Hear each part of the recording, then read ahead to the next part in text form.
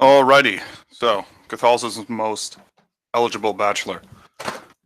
Not many people watching, I think, right now, but I'm gonna try to answer questions if there are any. But before I get to that, I guess I'll start. So goals with the channel are essentially going to be, I'm going to be starting, some kind of, how do I say, an initiative that's going to kind of encourage people to pursue physical mastery, that is physical fitness, also spiritual mastery, which is, obviously going to church, I think. Body and mind both extremely important. And, I've been thinking about making content for a while, but I haven't gotten the motivation all the time, and times, hard. Question says here, anyone from Clear Trout's coming on? I'm planning to bring Johan. I can also bring Mauritian if he wants to come on. Depends if they have the time. Actually, I'll probably send out an invite. I'll probably be streaming this for about an hour. But this is mostly just because I've been getting a lot of questions concerning health, and I just said, you know what, I might as well just, answer it all in one live stream. So let me just check here.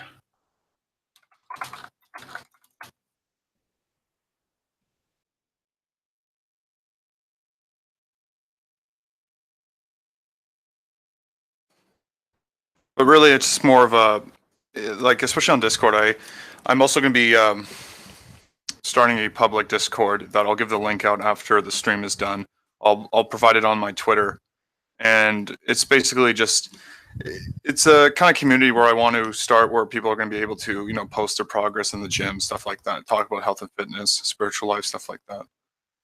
The main purpose, like I said, I think in the first live stream I had, is just kind of to garner good, proper masculinity, which I think is under attack, especially by modernity. So that's going to try to be my goal. A question here says gun vlogs. So gym vlog. Wow, so gym vlogs would be a good idea. Yeah, I would love to do that. I always wanted to start a fitness channel. Like, I definitely put the hours in enough that I look like I would know what I'm doing. And I also am a personal trainer, but I don't know. It's all about, I suppose, security. I mean, I'm not in the business of pissing people off, but you never know who you can you'll piss off, and then they might find a doxing and stuff like that, right? That's the only problem. Like, literally, the only reason why I probably haven't started a fitness channel yet is just because of security. Like, I don't mind posting gains, but the face is just a little bit of just a concern. And just, you don't know who's, like, especially after the recent revelations with what's his face, Croughton T. Like if you piss enough people off, they will literally spend day and night just trying to find your docs, and then, man, albeit, yeah, I'm not quoting from the Daily Stormer, so I'm not fucking stupid. Excuse my language, but you never know. Yeah, I read that as gun vlog, so it was like, I want my license, but I don't think that's gonna happen yet. Like, what I'm thinking is that I'll probably show some, what I'll do, I remember posting a video on my Twitter about my gym, and it was some guy. It was kind of funny. He didn't know how to use the calf raise, so he's just kind of bouncing on it. It's still on my Twitter. If you check it out, it's really funny. But I'd be okay with probably just showing videos and stuff. Or if I were to make a legitimate workout video, I would just have to find a way to cover my face. That's pretty much it.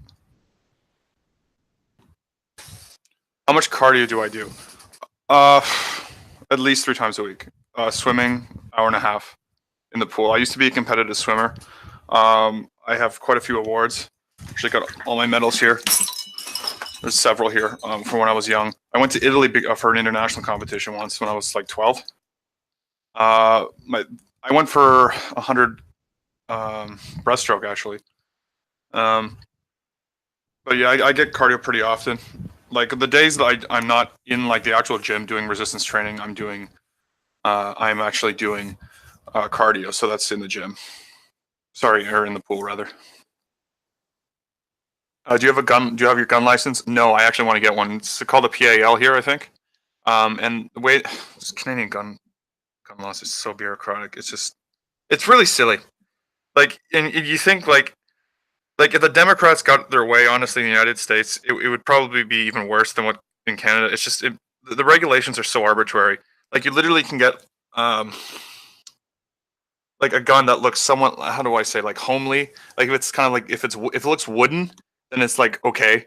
But if you get the same model with the same caliber, same cartridge, same round, it's banned. Like it makes no sense, and it's like the same thing, and it's so weird. So there's three levels in Canada for how the license works. There's the easiest one to get to, which is called non-restricted, I think, and which is kind of like for like long arms, like I don't know, bolt action.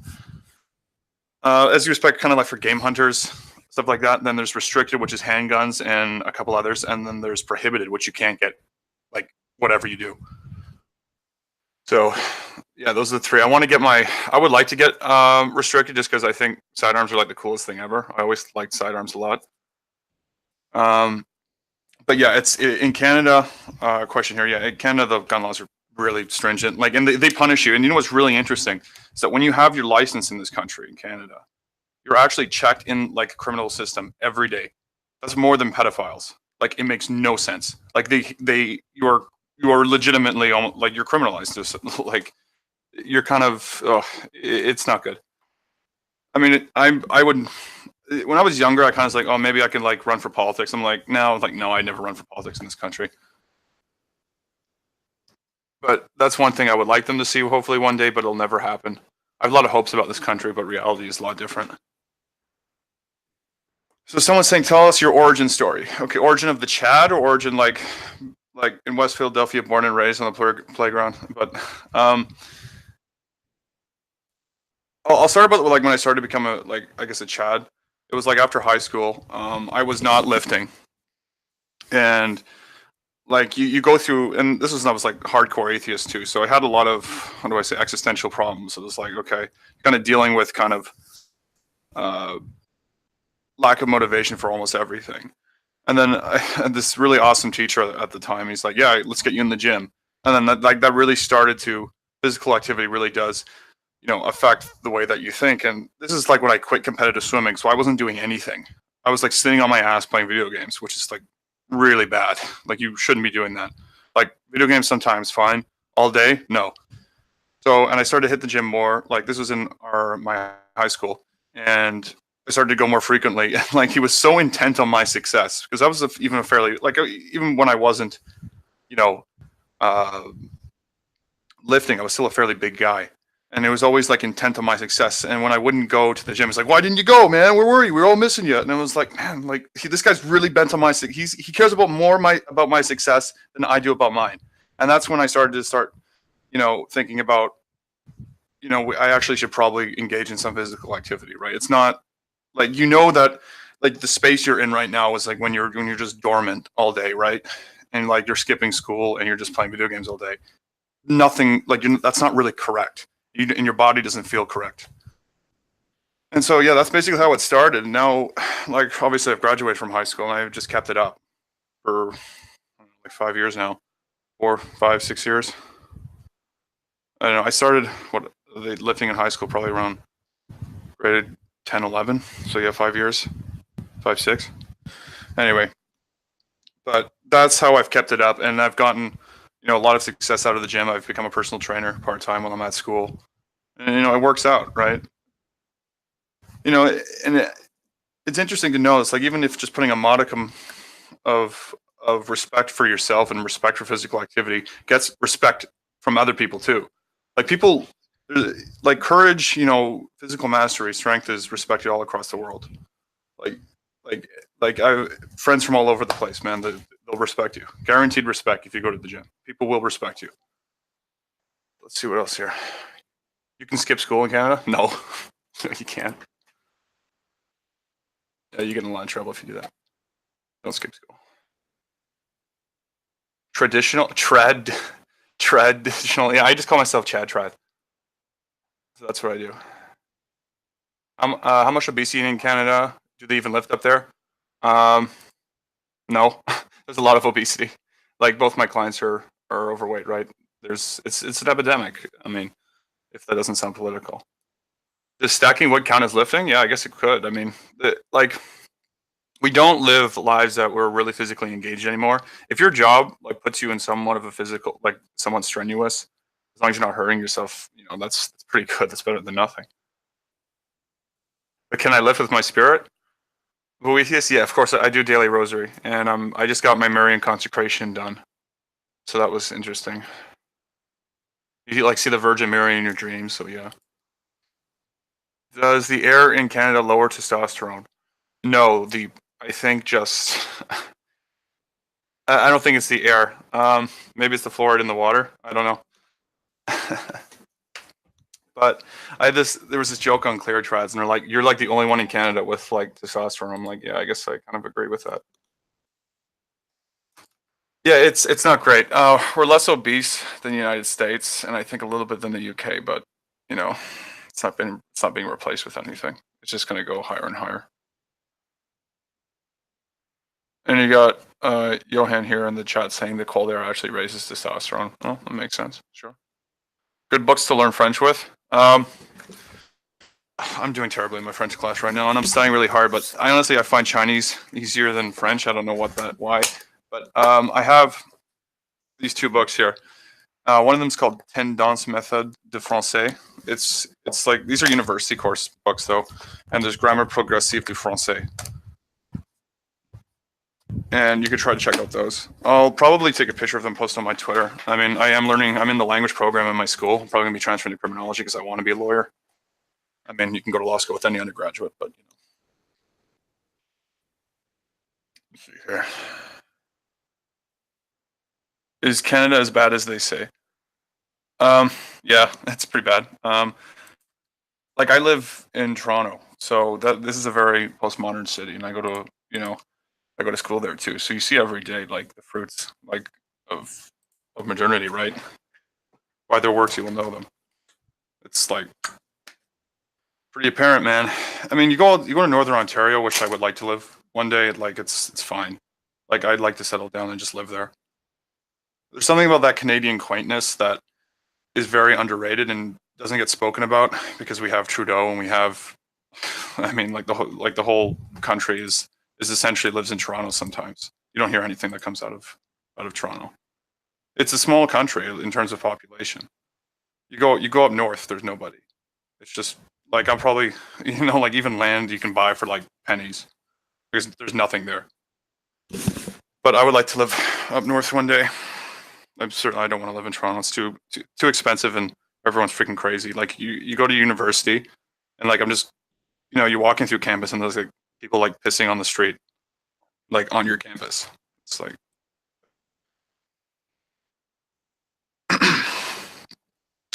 Chinese, easier than French. How high is your IQ? Probably high enough. I talk with Mauritian, Mathoma, and Johan, so it's high enough. I've had it measured before. I don't really want to talk about it, and I don't want to seem like egotistical. But yes, I find Chinese extremely easier than French. Chinese, the thing is that there's no conjugation of verbs in Chinese. You just learn the character and you use it in the applicable sentence.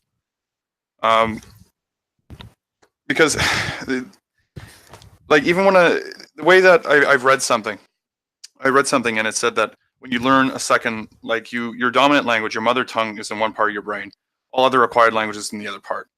And I know this is especially true for me because when I'm trying to speak French, I accidentally speak Chinese because like I live in a very Chinese community and I use my Chinese a lot. And I just find it easier because I put more practice into Chinese, I think. And there's the conjugation of verbs just really screws me over in French. I don't know why. People say, oh, it's easy. I'm just like, no, it's not. Like, why do you have different forms of the verb? Just say the word. Like Chinese, you just say the word. Like it's easy. You just learn the character, I don't. What is this like? I'm not. What is this like a secret IQ? No, that's. Let's just say I have brain gains and real gains. Okay.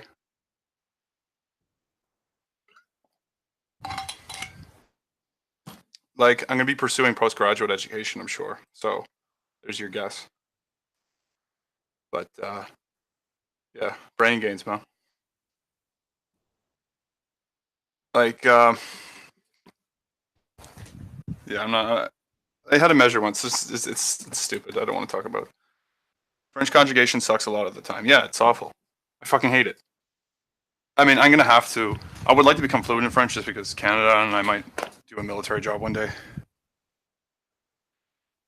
Are the roads in Toronto runnable, bikeable? Um,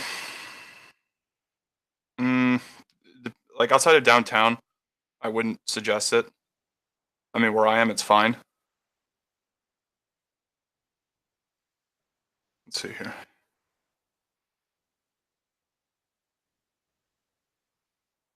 Yeah, I mean, I might pursue triathlons. I might do a couple one day. So I need to get back into like run. My running's fine, but my biking needs a little bit of work because I just find running and biking extremely boring. Like I can swim like open water, like 5K swimming. I'd rather just do that instead of running and swimming. I just find it running and swimming, or sorry, running and biking. I just find incredibly boring. Like like I'm trained in swimming, right? So that's just what I prefer to do for cardio. Come on, guys. Any more questions? There you go. I really want to learn French, but man, maybe if I start watching French bloggers on YouTube, possibly.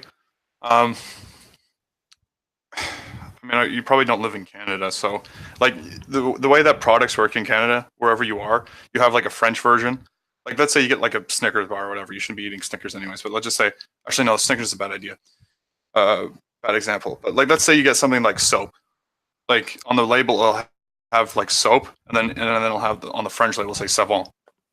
It's just the way it works. So you can kind of like practice individual words by just going to the store, I guess. But you know, outside of Quebec, it's not really used much in some parts of the east. Because unless you live in a French community and you speak it, you're not going to learn it. That's why I retain my Chinese, I think, more than my French, because I actually use Chinese more, obviously. Why are the Eskimos true Aryans? Um, I don't know. It's all that blubber, man. Maybe there's a Euro YouTube. Antoine BM. I don't know what that means. I'm looking for Polish YouTubers, which is even harder. I'm not Polish, sorry. I've been accused of being Polish, but I'm not Polish. I'm Dutch and Italian, actually, but not Polish. People think I look Polish, but I'm not. Merchant says I look 56%.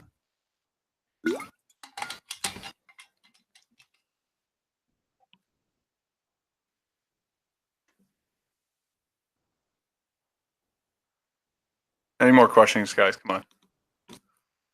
You take supplements? I used to take a lot more supplements than I do. They're unnecessary. Like whey protein powder is kind of necessary if you're going to the gym. You should be having that almost every day, especially if you don't. Like for me, my parents and my whole family doesn't eat very well, so I don't always have an access to lean protein outside of my protein powder, so I use it a lot. BCAAs are basic branched chain amino acids. They can synthesize protein, I think, a little bit easier, so you can use them, but you get them just. I think you can get BCAAs just from whey protein too. Creatine, I only recommend if you want to gain muscle mass, like not necessarily muscle mass, but weight. Like if you want to slim down, don't take creatine. I've gained like 10 pounds on that creatine, and I've actually had to lose a little bit because it's like water weight. It's kind of weird. Uh, and there's also something called pre-workout, and it's literally just a fuck ton of caffeine, and it's really bad for you. I still have it. I don't use it. I don't recommend it, to be fair, because it could lead to some health problems, like at least the acne. I've noticed. I haven't used it in years though. I wouldn't. If you guys are interested in doing gym stuff, don't. I wouldn't recommend pre-workout. Just have a coffee. Martial arts, if yes, what kind do you do? I do judo, but I haven't done it in a while because of school, and I want to actually pursue a little bit more. But time is really bad because the only place that offers judo is like 30 minutes from my town, and I had to drive to the freaking Goonies just to get there, and it's really kind of a hassle. I want to really do it. I wish we had one closer, but I don't want to take karate or taekwondo. I want to learn something that like a little bit more grappling. I think is a little bit more real. I mean, I don't know. That's just speculation, but judo is just what my preferred thing would be. I'd probably do Brazilian jiu-jitsu too, if they're offering it close. But it's just distance and time, and unfortunately, my school schedule doesn't allow for that. And I'm also kind of broke, so I'm saving up. How many hours a week do you suggest spending in the gym? For resistance training, well, it depends on what your goals are. Like, if you want to gain muscle mass, you should be spending at least 3 to 4 hours, I think, a week on resistance training, and that doesn't include your I think required cardio just to make sure your I mean obviously your cardiovascular system is in check. Antoine BM is a French vlogger. Uh, qu'est-ce qu'est-ce que tu penses de Angleterre? Something think in England? I don't know what that means. Sorry, man. Advice on getting a good life routine. Yeah, hit the gym and do daily rosary and go to church. Fritz does martial arts. Wow. I mean, I didn't know sitting on someone was a martial art, but okay. Someone just say "Je suis américain." Yeah, they're not going to like you in France then. They don't even like Canadians, especially from Toronto. They hate them. I don't know. There's something like this. A weird. It's not necessarily just Quebecers because of the Toronto Maple Leafs. It's a hockey team, and they have the Montreal Canadiens. But I think like if you go to France, like if you tell them you're from Toronto, they hate you. Like it's just the way it works because they think you're kind of like already like a de facto American. So what martial arts does Fritz do? I didn't. This is news to me.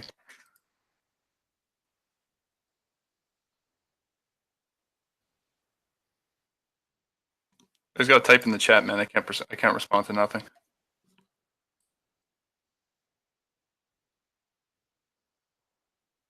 Italian is not so bad. No, I find Italian to be extremely easy. I mean, I suppose it comes from background because I'm half, but Italian's easy. Italian's one of the easiest languages you can learn.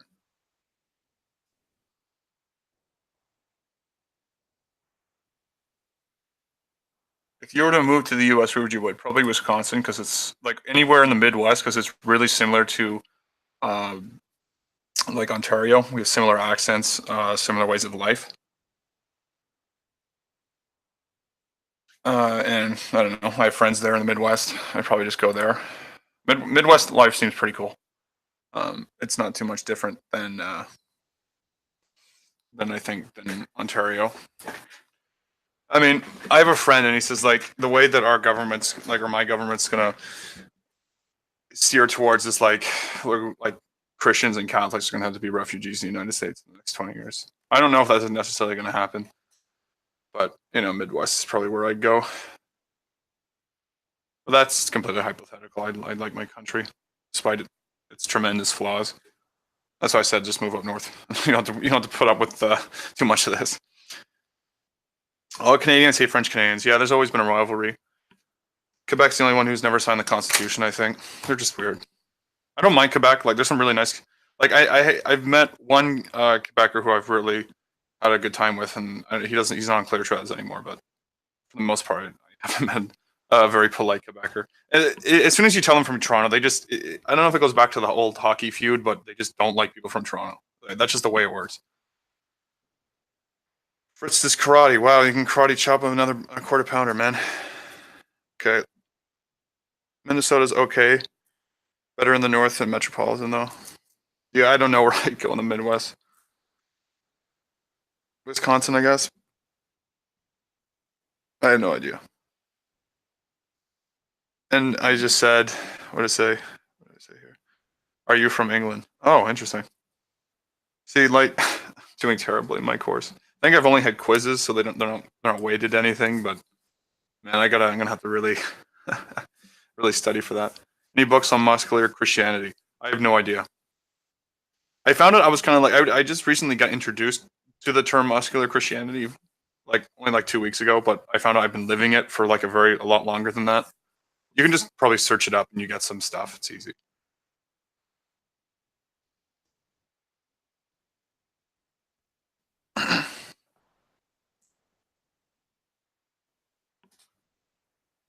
How much time have we had? Oh, I've been here for 24 minutes already. Okay, so if anyone if you're on Clear Trads and I know you, then yeah, you can be a guest if you want to just shoot the shit.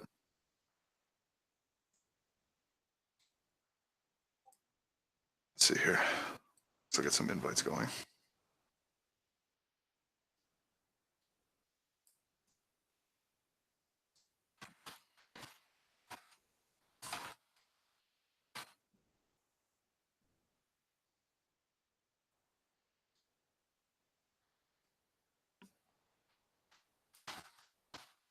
Let's try to send some invites out.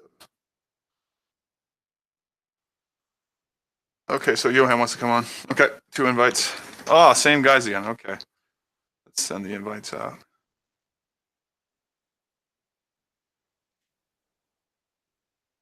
Sorry about this pause, guys. Hold on. Invite. There we go. Very good. Fantastic.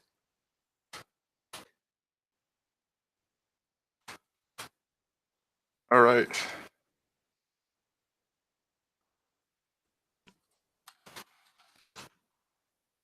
Okay, some merchant ain't coming on. Hey. Hey there, how you doing? Not bad. Yeah, it's a good stream so far. Talking about exercise, and you were saying at the beginning how you had you said how at the beginning you had gotten into physical activity. Yeah. So, oh, sorry. Got a bit of feedback there. So you said at the beginning how you had gotten into physical activity, and that's kind of what led you into Christianity. Yeah, to a certain extent, yes. Yeah. I'll actually, I should probably elaborate a little bit more. I was an atheist for majority of my, actually for almost all of my high school career, like when I was a wee lad. Pretty edgy atheist. I returned, I mean, the body and soul, mind, they're all connected in some way to the Lord. But I philosophically and intellectually, I read a lot of theology and a lot of the saints that made me come back. It started with, I think, Dante's Inferno. I think that kind of really made me consider deism for a bit. And so I was a deist for a certain time, kind of agnostic, not really sure. And later, I would actually come across. I talked to a friend, and he gave me St. Augustine's City of God. And at this time, I was just starting to come back into Christianity. And distributors told me to read Orthodoxy by Chesterton, and that really convinced me. I mean, City of God's like over 1,000 pages, and I finished that within a month.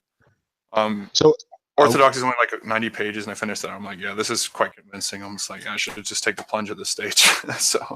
So were you originally a Christian, but then became an atheist, then back to Christianity? Yeah, I mean, but even like when you're like 8 years old, you don't really understand what they're saying, I think. So it's kind of like, I was actually an atheist till I was 19. Wow. And I actually was never even raised a Christian. I think, and I mean, in my like teenage years, before I really cared about politics or anything like that, I was kind of like a fedora tipper. I watched people like T.J. Kirk. Yeah, so did I. But I think what really changed me was when I got into starting to really, when I was about 18 or so, starting to really form my views of the world.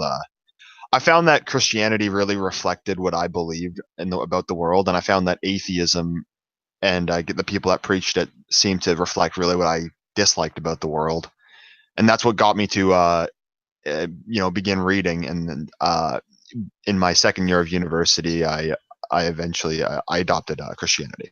That's how I came to it. That must have been tough in university because there's not a lot of university students who, I mean, I would call Christian or even somewhat friendly to Christianity. It was through a university Christian group. Oh, wow. For you. Yeah. It's amazing. I mean, all the people I've met in university outside of the Catholic group are not friendly towards Christianity in any sense of the word, right? So yeah, it's very difficult to find them.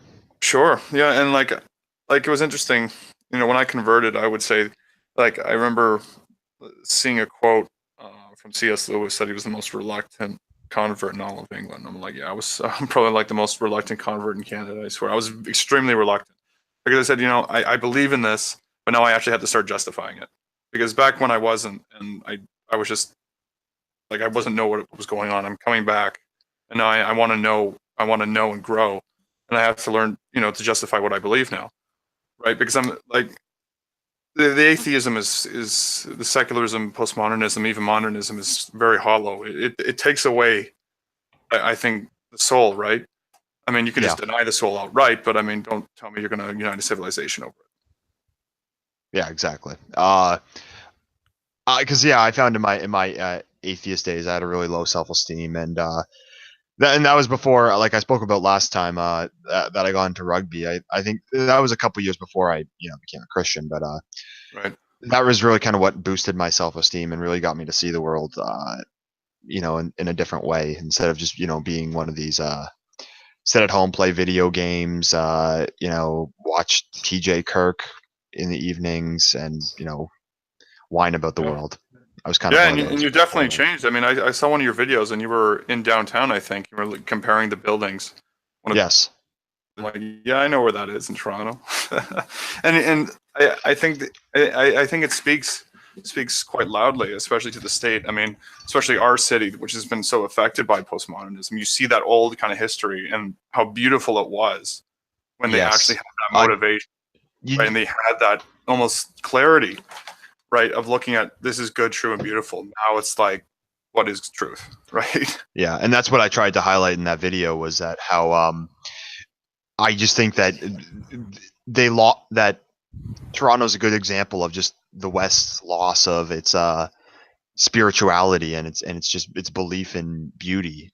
And you know what's interesting? I'll probably have a picture of there's a cathedral in Toronto, which I go to, and I'm going to take a picture of that, and I'm going to compare it, because right beside it they're building condos. And you're going to and it's such a comparison. You see that old Baroque, beautiful, elaborate style compared to, the asymmetrical glass, monstrosity that they're building now. Right? Yes, exactly. It was interesting. If you read Tolkien, because I was even a Tolkien nut, even when I was an atheist. If you read Tolkien, he was, I don't know if I wouldn't call him a primitivist, but he was very hesitant in his views of technology. He said that like the worst thing ever was the internal combustion engine.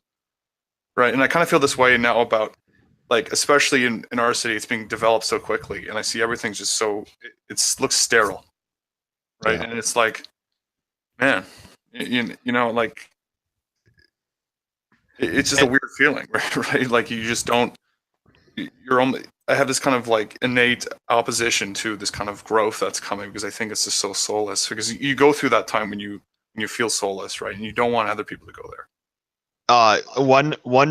One part of Toronto that's actually very symbolic, I think, of this is I think it's the AGO. It's some museum or something, but it's built beside a an old Victorian building. I think it might have been a church or something like that. Right. But this museum's like postmodernist, so it's has like jagged edges, and they had to like carve it into the old building. Have you ever seen that one?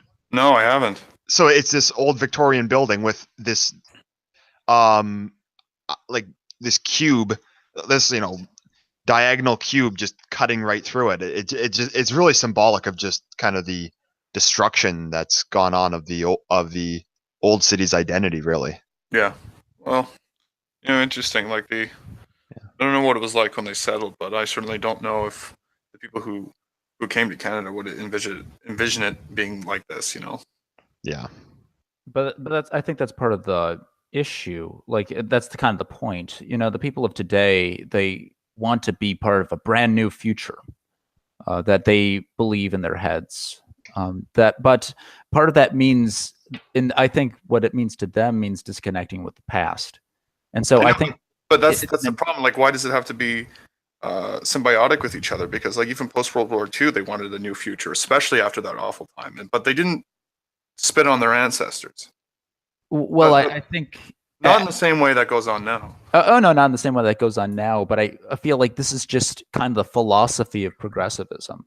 Right. It's just that people take people take progressivism essentially wholesale. They don't really see things as distinct from one another. They don't see how we can go. So, for example, progress in scientific knowledge, but not progress in other areas as well, or quote progress. And so they kind of feel like in like we're kind of, as we're scientifically advancing, we're advancing quote unquote morally, we're advancing quote unquote architecturally, and that means they kind of feel like this new architecture, like it looks weird, it looks very weird, but they kind of see this as the new modern, like this is the new, and they want to get rid of the old because that's kind of what they would consider to be, in their view, regression. Regression to a darker time, time without technology. And I think this is actually one of the big issues I have, is that people tend to conflate technological progress with social progress, with moral progress. It's a fundamentally materialist point of view, because you take away the technology, does that mean you take away their pacifier? Like, and after that, are they just going to start screaming like a babe? Yeah, that's the question, I think. I think that the entire doctrine of social progress is one that's very flawed, because I'd argue that, like, I've heard people say that people progress morally, as in we've essentially adopted superior morals, which I disagree with entirely. I think that technologically we've progressed, and that's made us, I mean, maybe less violent, but morally, I think that if you took a group of people today and put them on an island, they'd turn into, just barbarians, just like anyone else anytime in history. So I think that's just one narrative that just progressivism really has, that I mean, if we're going to actually strike back against it, that's the narrative we really have to kind of shatter. Right, and I suppose that's where my job, I mean, comes in to a certain extent, right? Because, like I said, like this channel, I want to dedicate it to garnering proper masculinity. It doesn't mean something like a female can't join, but like just that physical fitness, right? And I think actually working with our hands to a certain extent when it comes to lifting weights, getting out there, knowing yourself, right? I think fixing the internal. Is it true that we should fix the internal before the external? I think so. I think that I do think that fixing the internal is required before you can fix the external. Yeah. To be honest, I kind of feel like they're both complementary.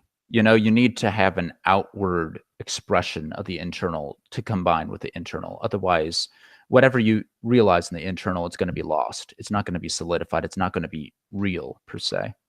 Right. So I think that you need that combination. I don't think that you can do one without the other. How can we do that? Art?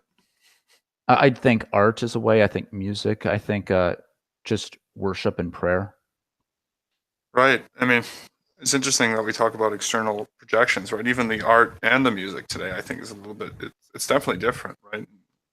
Mm-hmm. Like, what is the average music today? It's certainly not. It's certainly a reflection of progressivism and progressive thought. Yes, absolutely. And I think another problem, though, we're facing is, I think Canada especially, and Toronto, I think, is a good example of this, is that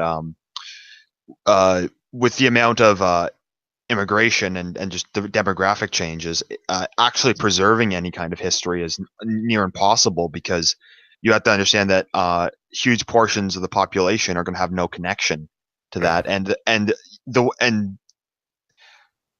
there's nothing being done to actually promote that history and to a group of people who have no connection with that, and it's not promoted to them. They're not.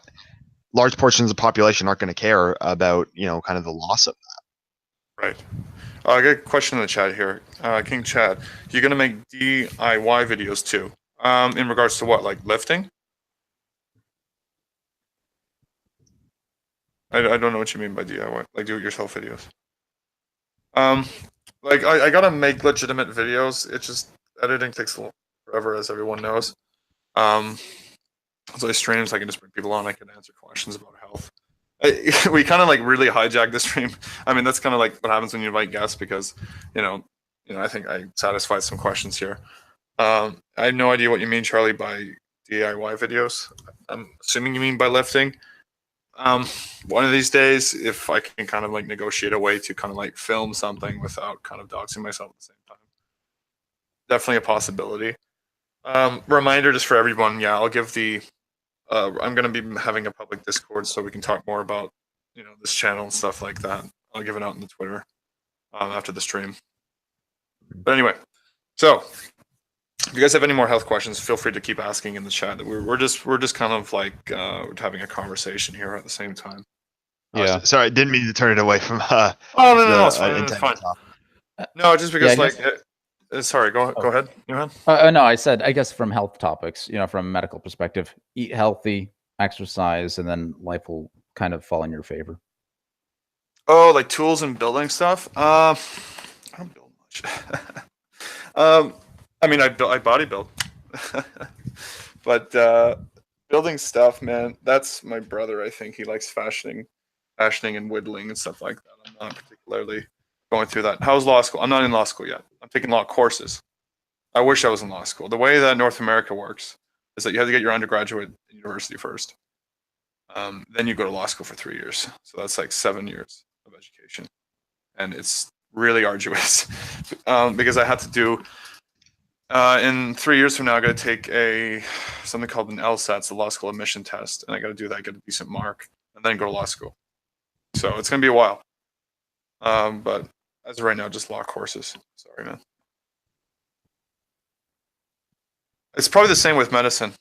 I think it is the same with medicine. Did you get your undergraduate before? Yes, I had to get my undergraduate, Oh. and then you go to medical school, and then you go to residency, and then you go to fellowship, and so it never ends. Yeah, no, I do want to be a lawyer still. Question in the chat here. Yeah, I still do want to be a lawyer. That's my end game, I think. So, military lawyer, hopefully. That's like my preferred thing. I just think that would be really cool. That's kind of like my end game for a career. In the meantime, I just want to, garner myself properly, fashion myself a little bit, self improvement, stuff like that. Reckless had a base view on medicine. Let's see here. Wear a mask, maybe. I don't want you to doctor. People really want me to make these fitness videos. Like my gains are like on my. Okay, so when you join my Discord and on my Twitter, my gains are available for you guys who want to see progress. That's fine, and the Discord will be able for you guys to post your gains too and to check progress. Wear a mask, maybe. I don't know. Just tie a Vatican flag around my face and just start lifting. Just get like, hey, watch me. A military lawyer. Question in the chat. You're a military lawyer. Okay, I'm sure everyone's familiar with the term court-martial, stuff like that. It's a very specialized position. There's not many available, but it's a lawyer that is, because there's a different branch called military law that exists outside of civilian law, and a military lawyer is the one who has to deal with court-martials and personnel inside of the military. Right? Military law is completely different than civilian law. A lot more harsher. I find it more exciting. But that's me. Someone who wants the truth but can't handle the truth. Okay. Someone said I have no gains. Well, you better hit the gym, man. Including you too. You guys gotta hit the gym, man. What was Heraclitus's view on medicine? That's what I'm curious of.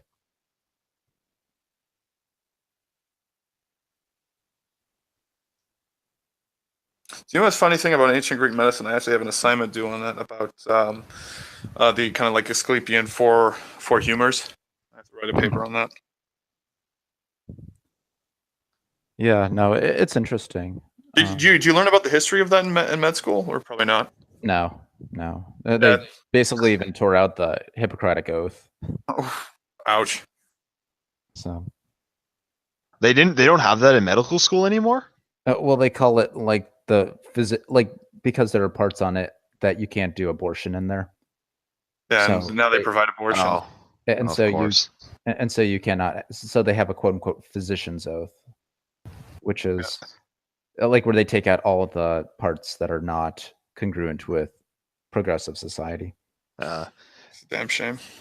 Yeah, I know that. I know it's just like the name of the. Well, I mean, it's not just the name; it's the oath itself. But that kind of just takes away from it so much. Like it's an oath that that's sworn by Hippocrates. This is like some thousands-year-old thing, and now it's just it's a physician's oath. So it just feels a lot less like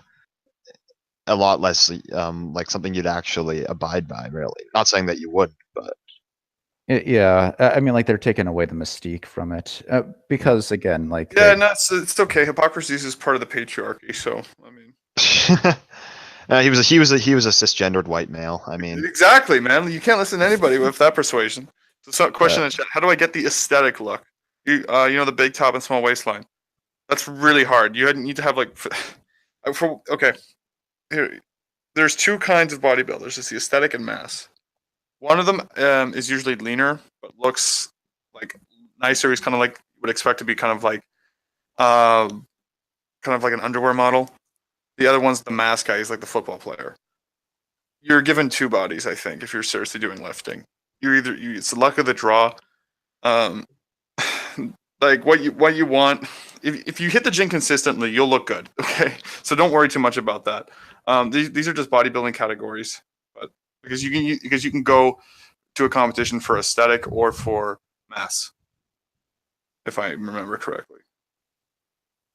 So like aesthetic guys are usually smaller, but they look like as you expect, more aesthetic. Best sects of Christianity. I mean, what do you expect? How do you think I'm going to answer that? Well, we have two Catholics and a Baptist here. So, I mean, apostolic succession, or just don't talk to me. There you go. Or just be Trinitarian, and I think that's good enough for me. Okay, if you're not Trinitarian, then it's like, okay, I'll listen to you, but I'm gonna really listen to you. Probably not. Anyway, next question. Just so everyone knows, he said "and a Baptist," not Anabaptist. I'm not an Anabaptist. I'm a Baptist. Just in case anyone misunderstood that. Anabaptist. That's Todd Lewis, the Anabaptist. Yeah. Anyway. All right, more questions, man. Come on. I naturally have a small waist, and I have the V torso. Can I do it? Yeah, probably. Weight and height, man. Post the weight and height. I'll let you on the server, and then I'll have a configuration for people who come to the Discord. Like for people, like for randoms who come into the server, they can't see people's gains just because of security, obviously, and I respect people. Once if you're part of the community, you'll be able to post your stuff, post your weight, height, progress, stuff like that, and I'll give you your advice. Like if you have a naturally small waist and you have that V, you're probably an aesthetic. Depending on your height and weight. Baptist Christian. Yeah, I mean, paganism is kind of funny because the religion doesn't exist when you turn the computer off. So. I'm actually Baptist, for Charlie who was asking. I am looking into other sects because I read a lot. I watched a series by Ryan Reeves on church history, and I like a lot of the ideas of Protestantism. However, I am kind of being pulled in the direction that I think that either the Catholic Church or the Orthodox Church may be the true church. It's still something I'm thinking about right now. I'm a Baptist for now, I guess. But why are you a prot? I'm a Protestant because that's how I was introduced to the faith. Like I said earlier, I became Christian when I was 19. Not everybody does, though. That's the thing, right? Yeah, and it's still something I'm growing. It's still something I'm growing with, and I'll just see, I guess, which direction God takes me. Yeah, as long as you're open to the Holy Spirit, man. That's all you can. I mean, I'm not. I mean, am I going to shell for Catholicism in this channel? Yeah, a little bit, but I don't want to seem too antagonistic. But Chad's got to make lifting buddies, man. That's the goal. I think the biggest one.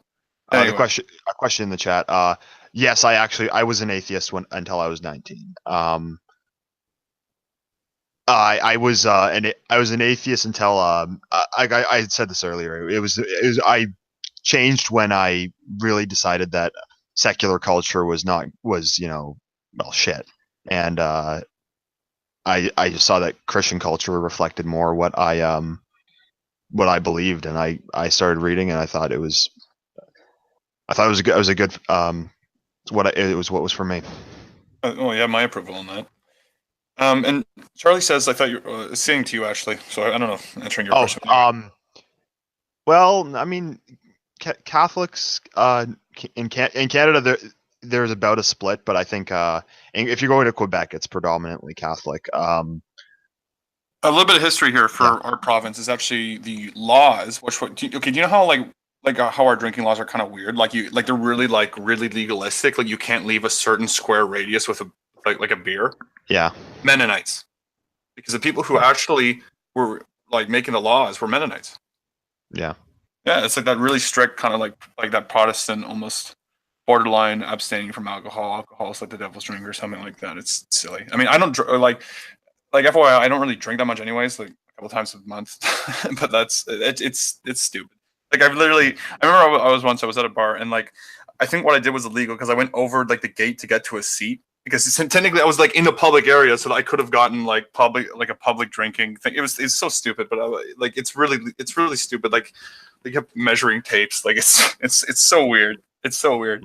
We still have those really like because it's Mennonites, man.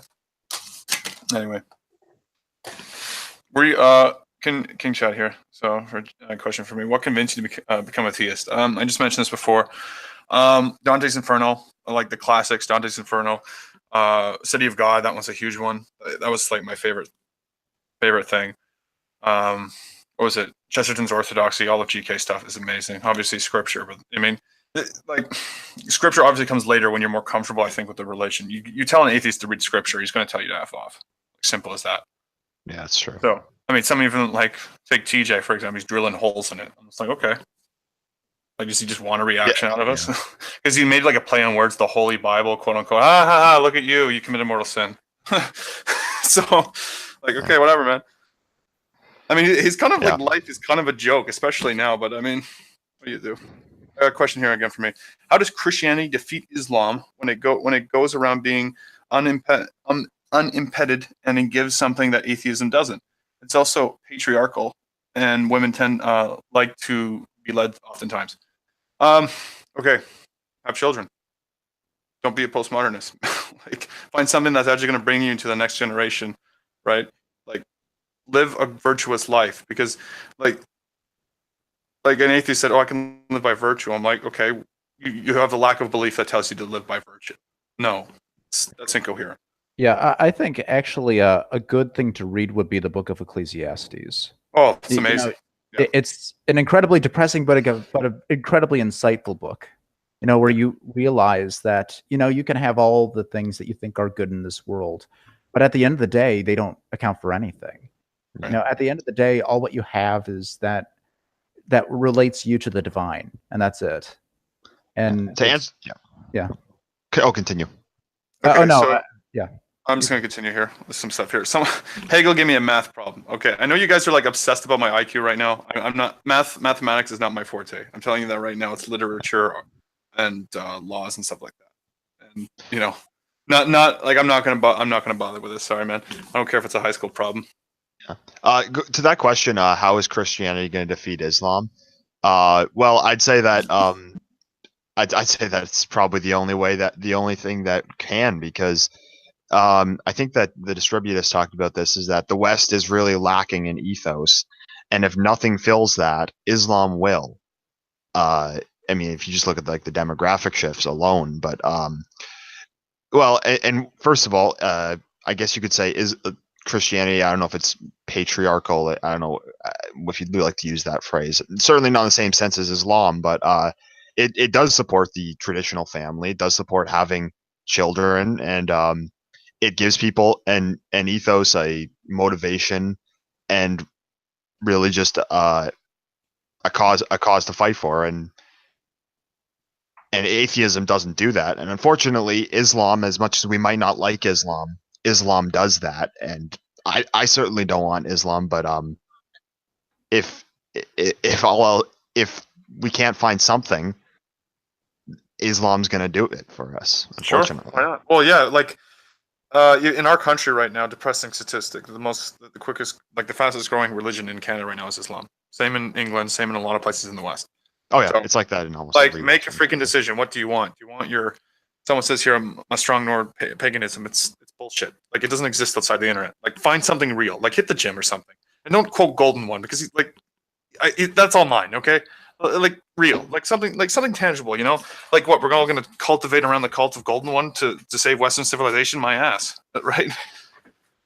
Yeah, and I mean, Hegel posted a math question in the chat for some reason, because that's totally related. Yeah, I'm sorry. TJ Kirk is a joke, and now he's only in for the money. Oh wow, a materialist is only in it for the money, because oh wow.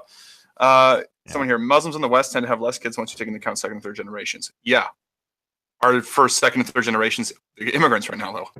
No. Have you seen what JF said about Christianity? No. Yeah, he had a stream with Todd Lewis, I believe, yesterday, and I think it didn't go like they just kind of yelled at each other.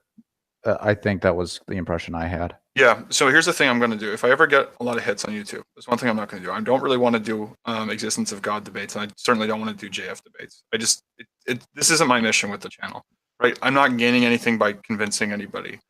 You know, like I'll show them, but like I've kind of gone to the point where like, am I just wasting time doing apologetics for atheists? Like there's a lot of better people who can do that. Data probably is better for that. Mathoma is very better for that. It's not my, like, it's just, I don't see it. Like it's such a headache because I have to literally hold their hand through things. I literally spent like hours debating atheists, and like it's just, like, what's that worth it? I could be getting like 6 hours debating an atheist versus 6 hours of gains. You know, like I think that I think that that's a lost that's a conversation that never goes anywhere, because I do think that for someone to believe in God, I think you can't really convince them that God exists. They have to accept it for themselves. You can show them why you believe that, but yes, to a certain extent. Yes, to a certain extent. I was convinced through reading a lot. I've talked to people about it. Majority of the time, people will not be convinced of religion just by giving them straight apologetics and arguments, right? Yes, exactly. Paul Henry Newman or John Henry Newman is like, we're not convinced by one argument, but a multiple series of arguments. Very few people will come to like faith or religion because of purely intellectual reasons. Okay, unless your IQ is literally above 120, and I guess if you're an atheist, you want to say you are, even though you probably aren't. But very few people will. You can literally go out and like have an intellectual Oxford-style debate. Okay, majority of people like will have to have something beyond their reason, something that shows them like people are convinced of a lot of things outside of you know, because reason, for example, isn't how do you say empirical, right? That's like you can find God through reason, sure, right? But if their demand for example, empirical evidence is there, then just show them. Like Shroud of Turin exists, man. The Eucharistic miracles exist. So that's a different. Like this is just going into apologetics, and like I said, that like one of the main goals of this channel. Like if an atheist wants to debate me on the existence of God, I'll just refer him somewhere else. It's just like like of all the things I had to do in life, I don't feel like I should always be at a debating table. I'd rather be at the bench press. You know, it's just like there's better people who can do it. Like go bother someone else. You know. Yeah, I think often though, like one of the big issues is that atheists never take a positive stand, and so therefore, in essence, you're. I think the analogy I always make is you're trying to fence a ghost.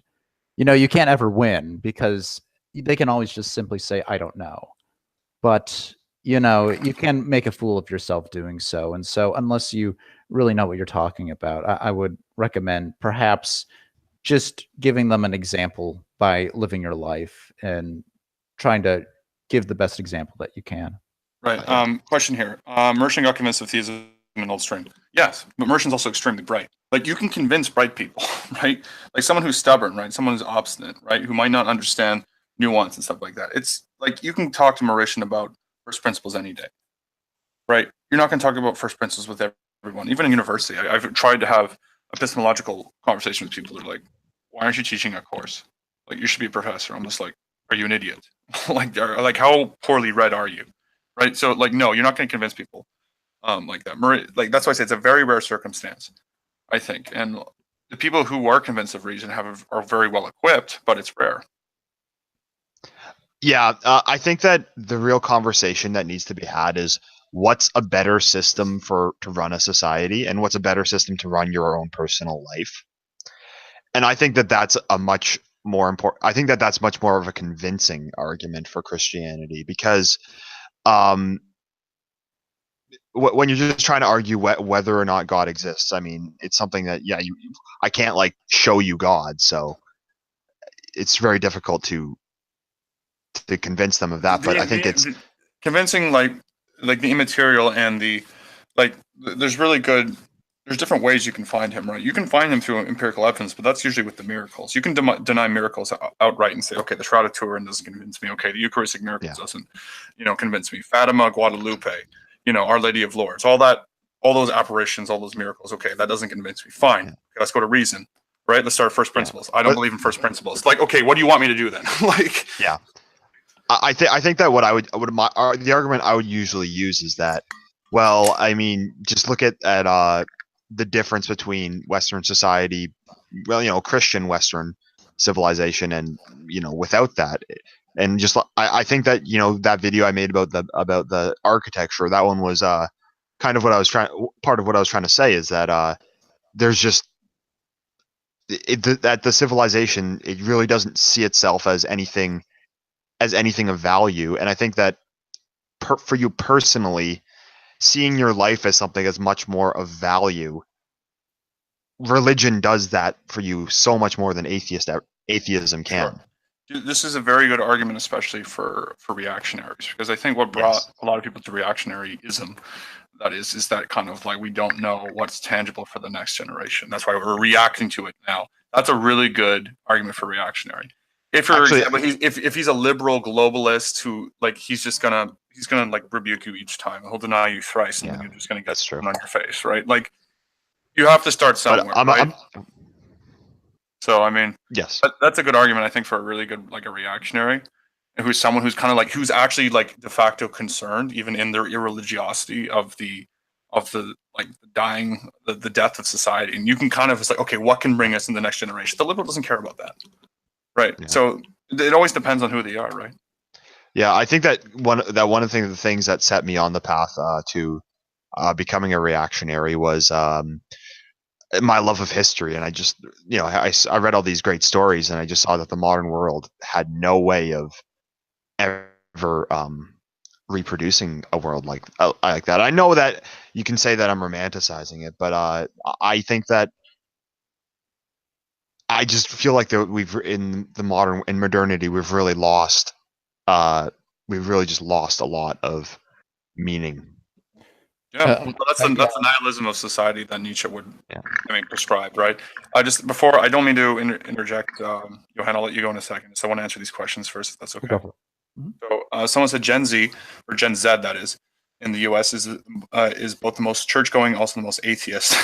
Yeah, it's interesting. Thoughts on the social polarization? Okay, it's probably going to keep continuing until, like, I don't know. Depends on how cynical. If you want to be to like the distributed school of thought, which is extremely cynical, and we're kind of just like waiting for that kind of moment before we go to the Benedict option. Or he had a live stream recently where I think it was a professor, and he said that, like, okay, like, there is more young people turning to traditionalism because we're finding that it actually has substance. Depends on the school of thought on this polarization. For me, I'm not too concerned about it because, one, there is the eternity, which is more important than it is now. And second, like it doesn't matter if society's crumbling. Like, Chad's still gonna be in the gym getting gains. So just like, and what I mean by that, it's like, you have to figure, like, even if everyone else is like going fucking crazy, right? You still have that responsibility to yourself to keep, like, finding that truth and, self maintenance, right? And Hegel said, "Why is Fritz obsessing over Hegel on Twitter?" I think he got into Hegel recently. So there you go. So sorry, man. I don't mean, that's a big interjection, Johan. So go ahead. No. So I was also going to comment that I think that's one of the big reasons why I'm actually much more traditionalist, is because, like, I feel like I'm in one of the few people in my group of friends that really cares dramatically about the course of the future. I care about. Are these your doctor friends too, or? Yeah, so I would say so, and some of my high school friends and so on. But it's just, I feel like so many people, like, they care maybe about 1 year down the road, 2 years, maybe 3. But I think from my perspective, I care about my future children, grandchildren, great-grandchildren. I care more about 50, 100 years, 200 years down the pike. Right. And that's not going to last with this progressive stuff. Right. It's not going to work. Yeah, I mean, that kind of thinking into the next generations, 2 or 3 generations, just kind of makes you a de facto conservative. Yeah. There's like, why do you care about the future? We're not going to have kids. There's an overpopulation. You should thank people who don't have kids, right? Yeah. I mean, but I understand it. Unfortunately, that's not what mainstream is going to say. Yeah, I think one of the biggest problems is that I think that that most people don't really see the course of progressivism and just globalism that we're headed on. They don't really see that as a threat, which is why I think a lot of people don't really take much of this stuff seriously. But if you are thinking like in the long term, just the world that we're living in right now is just not sustainable at all. And if it doesn't change, it will capitulate, and something will be there to replace it. And you know, like we were saying earlier, Islam is ripe for Islam's licking their chops in that regard. Yeah. Yeah, like I said, like the future is interesting, and it looks like everybody's going to be speaking Arabic. So I mean, Well, okay. to be fair, Yeah, go ahead. Go ahead. to be fair, most Muslims don't know how to speak Arabic. You know, the ones in the West, at least, yeah. I mean, but even like I've actually like I know Moroccans, and so you have Arabs from Saudi Arabia and Egypt who think that Moroccans speak pig Arabic, that they have no idea what the hell they're doing. They can't really actually communicate with each other. It's not a very standardized language, or at least not that we think. But you got a question, Endeavour? Oh yeah. So my reply to that would be, the question was, many valued moments in the modern West's history come from the era of empires. It's very hard to present that when people think of imperialism and slavery. It's also politically beneficial. Well, my reply to that is, you just have to understand that history is a it's a story of conquest, and it really a fight, a clash of different civilizations, and bad things have happened, and I just think that doesn't delegitimize the results of it, because if you're using that, like the common leftist argument that Canada, America are stolen lands, and the kind of thing, and that means that our European identity is illegitimate. What my response to that is, well, then does that make Turkey's Turkish identity illegitimate because that was stolen land? Does it make North Africa's Arab identity illegitimate because that was conquered? And I say that history is a clash. It's a constant fight for land and power between civilizations, and I think that that at the end of the day, that the Western civilization was a force for good, and at the end of the day, Christianity was a force for good, and that I don't think that any wrongdoings in the past delegitimize that. Sure. That's my response.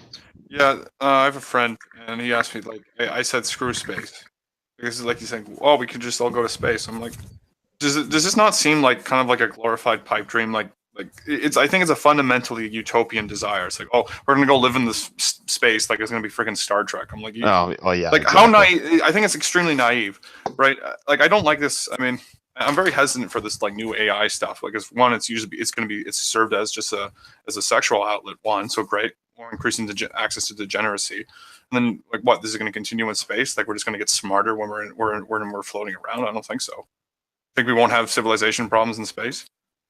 Yeah. I don't really care about it, right? It's like the technology that will require us to go there, I think right now is I don't think it's what we have so far. I mean, even despite SpaceX's attempts, I don't think. I think before we colonize space, it would probably be easier to colonize the ocean floor. Yeah, I would agree. I mean, that'll be interesting. But I mean, to have legitimate colonies. I mean, I remember reading in National Geographic. Like, if we want to go, for example, like I think they found a planet that's very similar to ours, and that has a very similar atmosphere. It could sustain life, but it's so far away, right? So they had to build like an intergenerational transport ship, though, so people will spend their lives just going to this planet. I'm just like, don't you think, like look how do I say it? Look how volatile human civilization is right now. You think it's not going to be in that spaceship, going hundreds of years to a planet that they think everything's going to get better? Like, you think you're not going to have politics and people fighting each other, and like things are just going to get great? Like it's going to be a white ethno state in space? Like, grow up and get real. Yeah, I think that it's not answering the real problem of just nihilism and lack of meaning, because I think that that's a much more pressing issue right now, because like you said, you can be in space but you could still be just miserable in space as you are on Earth. Yeah, no one's gonna hear you screaming there either, especially when you're calling for Yeah. attendees. Yeah. So someone asked me in the chat, pointing out the good social values of the old while debunking the evil white myth. Yeah, I think that the in regards to history, I think it's just changing the narrative. That's the most important thing, because you got to understand that just like the media and all like the intelligentsia right now uses a postmodernist narrative, and all the academics in these history departments, they're all SJWs. So I think that really what we need to do is change the narrative, because like I said earlier, if you're looking at it from this this neo-Marxist oppressor versus oppressed standpoint, then yes, they're going to come to the conclusion that Western civilization was evil, whites are evil, Christianity is evil. I think that the answer is to just change the narrative. Just say that well, look at all this great stuff that we've done, and look at how it was sustainable also, and just look at how today it is not sustainable. So if that answers your question. Interesting. Alrighty. So, anyone have their 2 cents left? Because we've been going for over an hour. That's actually pretty good, man. I'm liking these streams. Yeah. Not too bad. Good channel okay. so far. Yeah, thank you. I appreciate it. Why is Fritz obsessed with Hegel on Twitter? Like I said, I think he's been reading Hegel a little bit. Don't ask me. I don't get involved in. I don't want to get involved in online drama. I know that it's kind of inevitable. You might have to in certain circumstances, but it's not my goal. Yeah. I had some kind of like bickering back and forth, because like I'm not the biggest fan of anime, especially when like people who call themselves traditional Catholic people are like into like making depictions of saints with like overly large like mammary glands, which I find to be extremely disrespectful. And I was like, don't you think this is kind of a little bit sacrilegious? And they're like, no, it's platonic love, man. Like, it's platonic. I'm like, just get away from me. So I had a couple of them blocked, and it's like, I managed to, and there's a few of them on Twitter, and so I'm just like, I'm not getting involved in that again. I think just one thing that's kind of related to that is in regards to just internet drama is, I mean, we're I guess like traditionalists. We got to understand that what we're doing online, we're trying to actually make a difference, and who knows how big or small that may be, but it's not about our egos, and if we don't want to be, and we don't want to, we're not a bunch of skeptics, we're not in this for the ego, so we just keep the message in mind, and don't worry about all this drama bullshit. That's what I say to that. Question for Johan here. Yeah, I think. What was the question? It was. It's on the chat. Yeah. So the question is: so the far left are the power behind the throne, as it were. I would actually disagree. I think that perhaps I still think that the neoliberal, or essentially perhaps the center left, are behind, and that the far left are simply the vanguard, so to speak. So they're essentially attacking the right, so that the neoliberal elite are kind of in the power as it is. But anyways, to kind of continue with that, culturally they control things, but how do we stop the extreme members of our movement from taking over? Taking over what? Do you mean our society? Or no, I think he means like how do we stop the in response to the left? How do you stop us from kind of like purity spiraling? How do we stop ourselves from purity spiraling? I think orthodoxy. I do think orthodoxy. Yes, I do think we need to remember the lessons that we've learned throughout history. Yes. If I'm not mistaken, Donatism was essentially a purity spiral back in the Roman. Oh yeah, you're right. And so I think it's good to recognize that, hey, we can't be and this is perhaps why I'm a fairly merciful guy when it comes to people who are quote unquote more traditional, but who have a lot of failings. First of all, because I recognize failings within myself, but I also recognize not everybody is, we're still on that journey, and you need to recognize that we're still on that journey. And I think for people who are too extreme, we either need to, we need to remember that one of the important things that we need to do is prayer. We need to settle down. We need to kind of recognize, okay, what's the central aspect of our movement, as opposed to appealing to, the crazy ideas that sometimes crop up. You really need to understand that at the end of the day, God's in control, and we need to follow the will of God. Yeah. I'd say that the most important thing is to just remember that it's not unto yourself, it's unto God. Yeah, I think actually one of the quotes that I love is, don't leave the world a better place, leave the world a better man. Because I feel like in our society, we have a lot of people trying to save the world, but we don't have a lot of people trying to make themselves better people so that they can actually do it. We better leave the world a better Chad. But yeah, I think one of the problems with our society today is that we have, even when you go look at all our government systems and cultural institutions and whatnot, it's not so much that it's not so much that the government is the problem or the institution is the problem or whatnot. The problem is that we're not building these institutions filled with good people. It's a people problem, it's a problem with the bricks. It's not a problem with the architecture or the model that we're using. That's great for a conclusion, I think. Well, gentlemen, I mean, we've been doing this for more than an hour, and I need to get some food. So, all right. Thanks for having us on. All right. Thanks for everybody for listening. Hopefully, we'll be continuing this. I'll be giving as soon as I just get the rules sorted out for the Discord server, I'm just going to post it on my Twitter, and then we can get started with that. But thanks everybody for watching. See ya.